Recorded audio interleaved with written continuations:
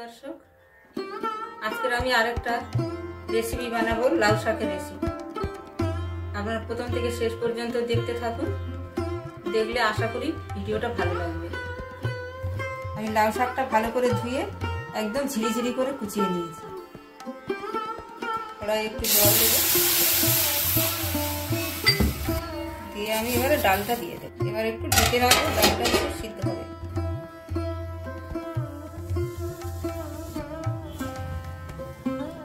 এবারে দেখে নি ডালটা কতটা সিদ্ধ হয়েছে। ডাল ফেটে গেছে, এবার আমি শাকটা দিয়ে দেব।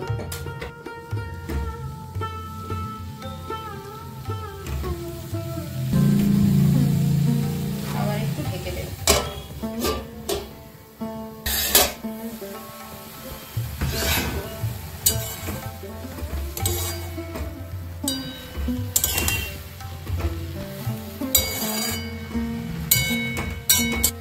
লবণ দিয়ে দেবো, দিলে জলটা ছাড়বে, ওই জলেই সব সিদ্ধ হয়ে যাবে।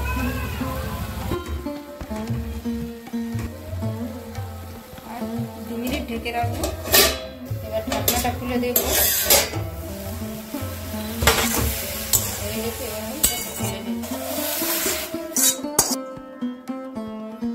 কড়াই গরম হয়ে গেছে, তেল দেবো।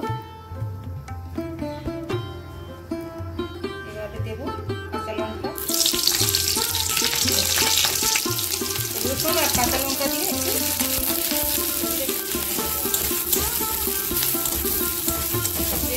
উপকরণ লাগে না, একটু ডাল শাক আর এই কাঁচা লঙ্কা রসুন তো লাগবে। ভাজা হয়ে গেছে, এবার এগুলো দিয়ে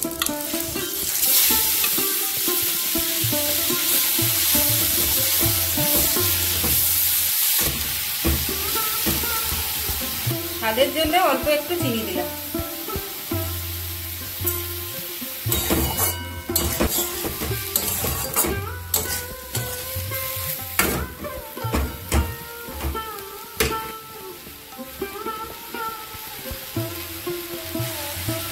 খুব বেশি হলে 10 থেকে 12 মিনিট লাগে এই রান্নাটা করতে।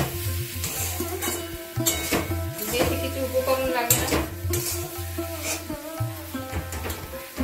খেতেও খুব সুস্বাদু। ডালটা পুরোপুরি গলবে না, সেদ্ধ হবে কিন্তু গোটা গোটা থাকবে।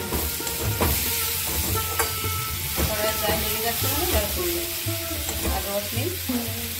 গ্যাসটা অফ করে দিলাম।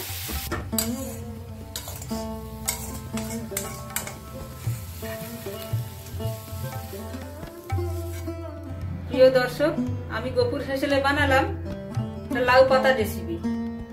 আপনারা এইভাবে একবার বানিয়ে খেয়ে দেখবেন, আর আমার চ্যানেলকে লাইক, শেয়ার, সাবস্ক্রাইব করে দেবেন।